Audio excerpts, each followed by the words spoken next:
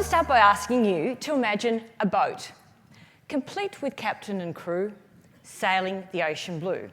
Now, the captain makes the decisions and gives the orders, which the loyal crew follow. Without a captain, the boat would be directionless.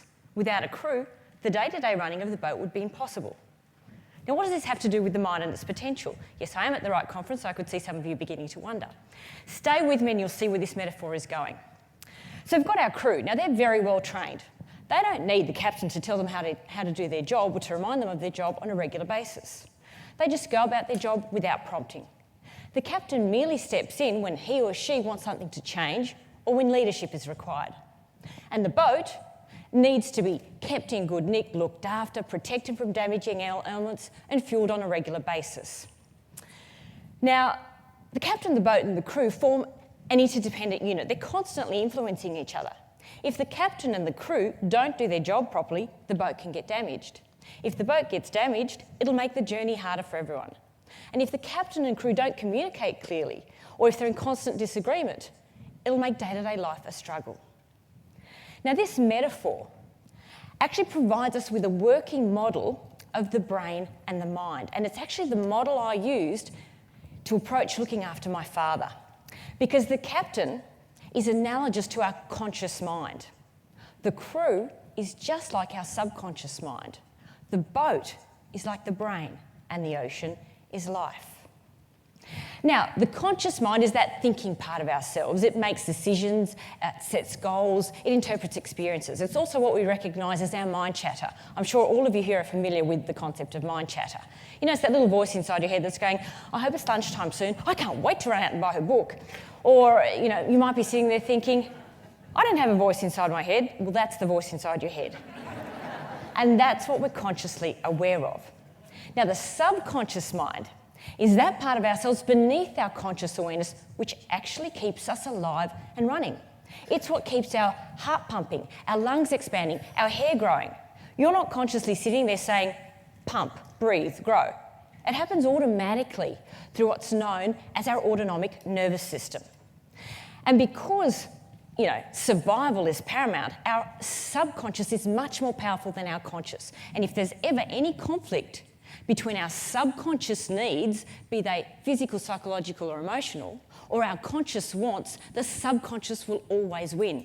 And that's why sometimes we set a goal, absolutely gung-ho, I'm going to achieve this, but we find ourselves going in the wrong direction anyway. It's because the captain and crew are not on the same page. The subconscious issues haven't been addressed. So it's just sort of giving you a background. And the boat, of course, is the vessel through which the conscious and subconscious mind operate. Now, with that as our context, when my mother died on the 7th of February of lung cancer, 2010, and I became the carer for my then 78-year-old father, who's now 81, I inherited a man with a leaky boat. He'd been diagnosed with vascular dementia several years previously, and his boat had been damaged by decades of smoking, high blood pressure, high cholesterol, and a whole host of other factors. We don't know the definitive cause. We do know that smokers are 70% more likely to get dementia than lifelong non-smokers. We know that high blood pressure in midlife can double the risk of dementia. Same with cholesterol in midlife can double the risk of dementia. But this is not about blame. This is actually about recognising the powerful influence of our lifestyle on the health of our brain and mind and feeling empowered to do something about it. But with Dad, his boat was in grave danger of sinking because he'd just lost his first mate. You know, my mother had been his life partner for more than 40 years, the love of his life. And every day, every single day for the first month after Mum died, our breakfast conversation was Dad saying to me, look, the only way you can help me is to give me enough Valium so that I never wake up again. And every day I'd say to him, okay, but not today. Today we promised Mrs. Turner down the road that we'd clean up her yard and help her rearrange her bookshelves. So I tried to negotiate, you know, just give me one more day of life. And the advantage of dementia is that he couldn't remember we'd had the exact same conversation the day before. Only the woman and the chore were different. We didn't just mindlessly rearrange the same bookshelf day in and day out. We actually did real things for real people. And so I managed to negotiate for him to give me one more day of life every day. And every day I tried to re-engage him, to stimulate him physically, socially and mentally. Because as you heard Michael Gelb say, that is the magic triad, the holy trinity of keeping our brains and minds in optimal health throughout our lives. And it's not rocket science. It is the basics of living a fulfilling life. It is actually quite straightforward. Now, just for a moment, turn to the person sitting next to you and give them your best smile. Just for something different.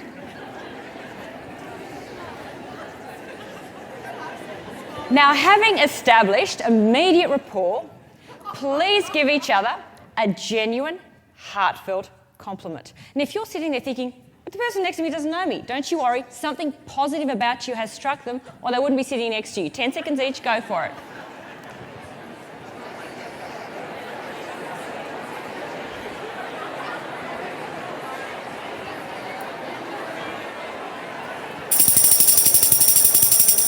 One compliment will do. Now, why did I ask you to do that?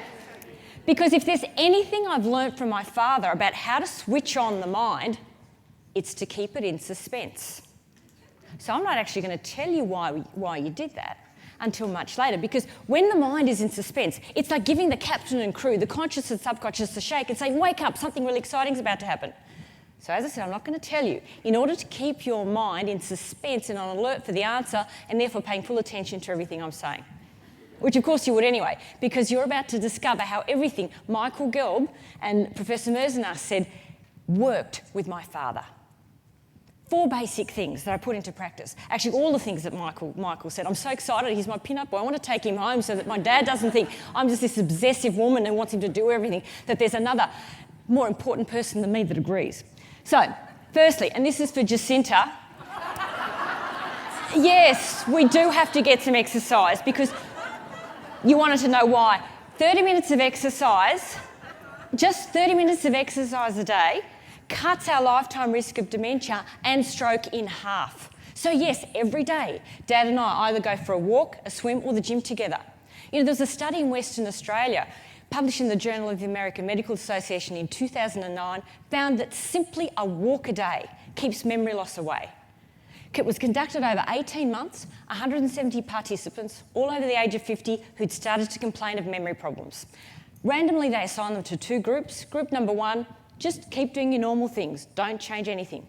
Group number 2 just had to go for a walk or do some other form of moderate exercise for 50 minutes every second day. After 18 months, they retested their memories. The walkers, even if they'd only managed like 30 minutes a day, outblitzed the non-walkers in all cognitive tests. Particularly, they remembered faces, names, birthdays, dates, much better than the non-walking group. Something so simple yet so powerful. The second thing Michael Gelb talked about was, or one of the second things, was social stimulation. The power of remaining connected. Swedish researchers found in the 1990s, they followed 1,200 elderly people for 3 years and they found that those with satisfying social contacts were 40% less likely to get dementia than those with fewer unsatisfying contacts. So, I take Dad to Men's Shed, seniors group activities, line dancing at the local town hall and Probus excursions. For those of you who don't know, Probus means me and a busload of 80-year-old men going to the most remote parts of New South Wales to eat scones. But if it's going to patch up the leaks in Dad's brain, I'm there with the lowest GI strawberry jam I can find. Staying, complex mental activities, lifelong active learning also is associated with a 46% reduction in incidence of dementia. Particularly learning a foreign language later in life can slow down developing dementia by 4.3 years. In walks the pretty young French tutor, Chantal. She had an immediate positive effect on Dad's mind and its potential. Amazing, learn that language. And volunteer activity has also been found to be associated with positive blood flow to the frontal lobe. And this has actually been found to reverse some of the negative effects of ageing on the brain. So Dad is now a Meals on Wheels volunteer with 97-year-old Eric. Eric is the driver, Dad's the runner, the one that takes the food from the car to the door. Mind you, I've been doing some running when I've seen the two of them approaching in that car, but they make such a cute couple. And through all that, one day, Dad stopped asking for Valium. So, as Michael Gelb said, as a doctor, I was taught that dementia is an inevitable downhill slide. Dementia, by the way, is that umbrella term for progressive loss of cognitive functioning, usually affecting memory, concentration, reasoning ability, and social skills and social interaction. And I was taught that that's all going to get worse. Now, the most common type of dementia in Australia, because there's more than about 100 different types of dementia, the most common type in Australia is Alzheimer's disease. And that accounts for about 60% of cases in over 60-year-olds. The second most common type is vascular dementia, which, as the name suggests, results from damage to blood vessels in the brain. And that accounts for about 15%, and that's what Dad has. But no matter what type you have, it's just supposed to get worse and worse with time. But this is actually incongruent with 4 recent discoveries about the brain. You know them, they've been mentioned, so I'll just quickly run through them. Think about why this is incongruous with dementia being inevitably a downhill slide.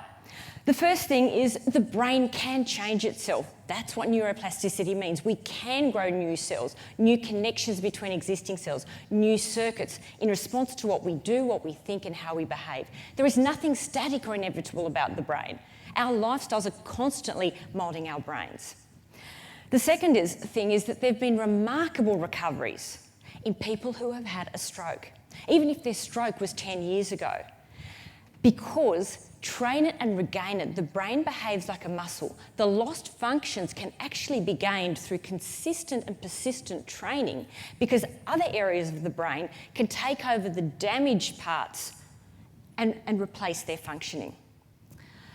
The third discovery is that we now know there are so many lifestyle factors that can reduce our incidence of getting dementia. So why can't these same activities slow down the progression of dementia or even possibly improve the condition? I just had to put that to the test. And the fourth thing is we've discovered that the brains of wild animals are 15 to 30% larger than the brains of their tame domestic counterparts. Why? What is it about being wild that boosts their brains? And does it apply to humans? Probably not in that case, but in my experience with Dad, yes. See, when the medical profession says something is incurable, there's no cure, it means we don't have an answer yet. It doesn't mean there isn't an answer. Now, Dad still has dementia. Still sometimes on a car trip, he'll ask me 20 times, "Where are we going? Hey, where are we going? Where are we going?" But in the 3 years that I've been working with him, he's definitely far more switched on, mentally alert, and engaged with life. And he has the most infuriatingly selective memory. He never remembers to bring the washing off the line when it starts to rain. But if I overlook something, you bet he's going to remember that. If something is important enough or emotionally significant enough to him, he will definitely remember it. Simple example, his background is Serbian. I guess that means my background's Serbian too. But anyway, background is Serbian, and he's an avid fan of the tennis player Novak Djokovic. Right, just really follows him.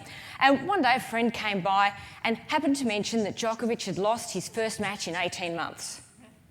Well, for the next 7 days, several times a day, Dad kept telling me that Djokovic had lost his first match in the last 18 months. Who cares? With all due respect to Djokovic fans.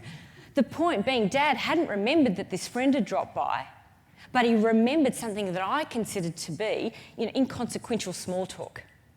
So if something is really important to us, if we attach enormous emotional significance to something, it will massively expand our mind and its potential.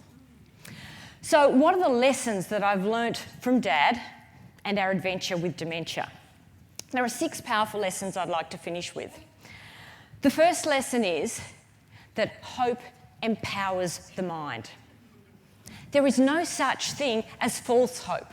Hope is hope, because hope inspires us to give something a go. And neuroplasticity has shown us that striving, stretching ourselves, even struggling to achieve something confers benefits. It isn't just achieving the end result. It's the process of getting there, or even not getting there. Professor Merz and I've talked about all the experiments we've done on rats. One that particularly made an impact on me was they had a group of rats, all the same age, all the same breed, all fed the same food. Group number 1, just given their food as usual. Group number 2 had to overcome obstacles and really struggle to get to their food, and sometimes they missed out on their meal. And in 3 months, they scanned their brains. And what they found was that the rats that had to overcome obstacles to obtain their food had significantly bigger forebrains and ended up being better learners and much cleverer rats than those that had coasted through life. So if you've struggled, if you've had to overcome obstacles, you can quietly smile to yourself and know that you've got a bigger brain than the person sitting next to you that's had an easy life. You know, we live in a world that is so obsessed with attainment, we sometimes miss out on the gifts of the journey. The second thing that Dad has taught me is one small step at a time. Ever since Mum died, I've repeated this Chinese proverb in my head every time I wake up in the morning, and it is, the person who moves a mountain begins by carrying away small stones.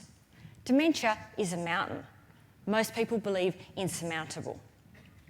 Now, taking Dad outdoors for 10 minutes of sunshine a day is a very small thing, but still a significant thing, because we know that low levels of vitamin D, and sun's our best source, are associated with an increased risk of Alzheimer's disease and poorer cognitive functioning. And bright lights and sunshine actually improve our mental functioning. So take him out in the sun every day for 10 minutes.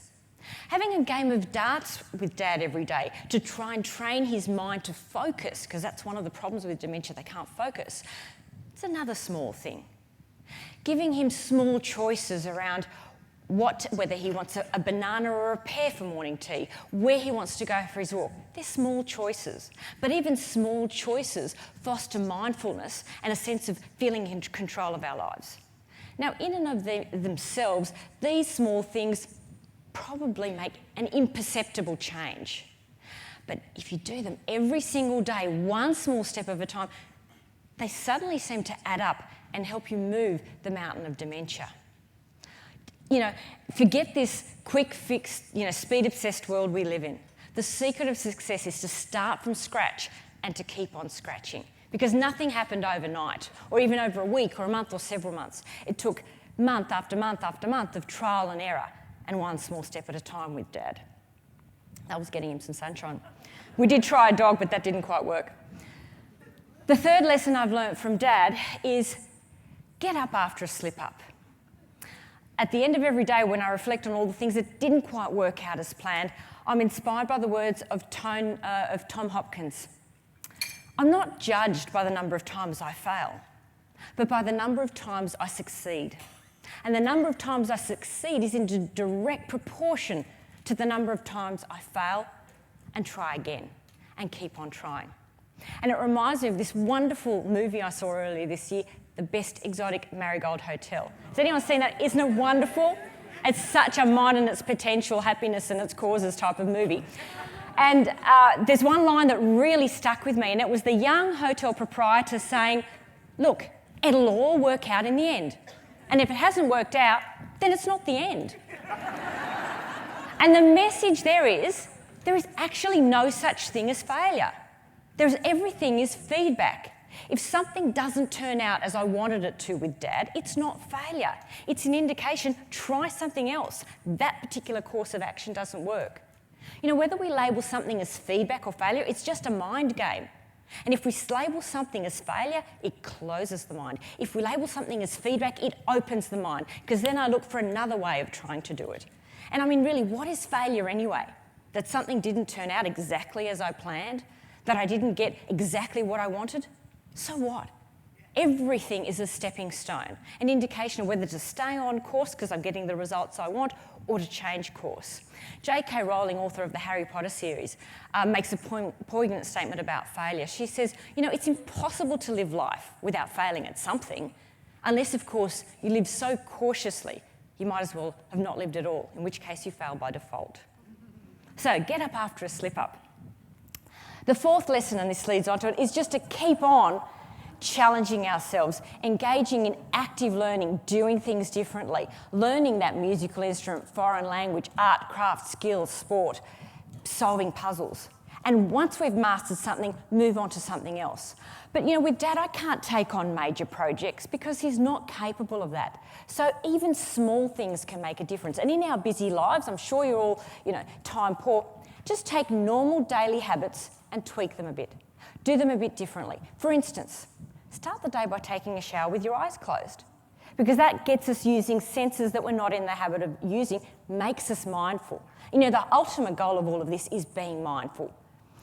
Or brush your teeth with the opposite hand to usual. Being ambidextrous is really good at switching on our brains. Regularly speak to people you don't know. When you drive somewhere, don't always go to the same place via the same route. Find a new route to get to places. Find a new word in the dictionary at the start of each week and weave it into your conversations. Even just listening to music that's different to what we're in the habit of listening to can stimulate our minds. I do all this with Dad. Now, if you're super time poor, I've got great news. You can do it all in one hit. Find someone you've never met before. Take them home with you via a new route. Invite them to have a shower with you. With your eyes closed so it's fine. Use your new word in conversation with them and have weird music playing in the background. Your mind will love it.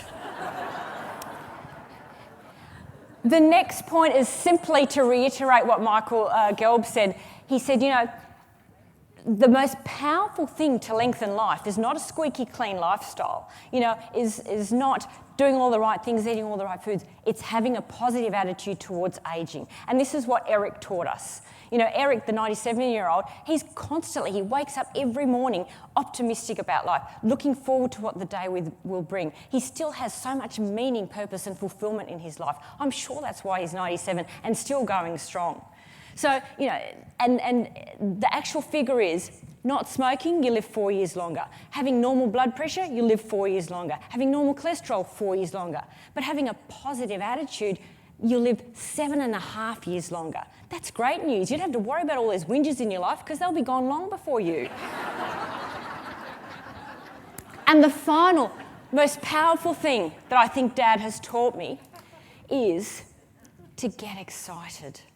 Do things you love, do things you're passionate about, do things that really fire you up. Because I can quote Michael Merzenov, Professor Ramachandran, Michael Gelb, all I like about why Dad needs to exercise and why Dad needs to keep socially active and why Dad needs to keep learning new things, but he ain't going to do it unless it actually excites him.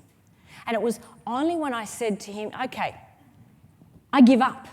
You're not motivated to do anything. You've got to initiate it from now on. It was only when he said to me, I'd really like to see my cousin in Serbia one more time before I died.